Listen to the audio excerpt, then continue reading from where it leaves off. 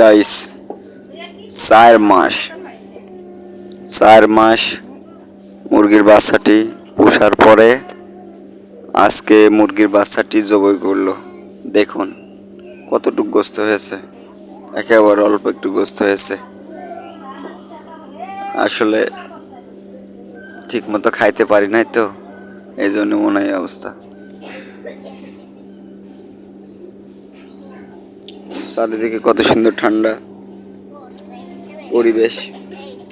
যাই হোক, চারিদিকে কত ময়লা, মন ভালো হওয়ার মতো একটি সময়।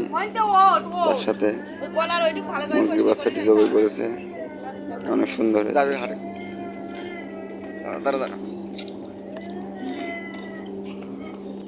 এই যে শুধু দুষ্টুমি করে এই ছেলেটা।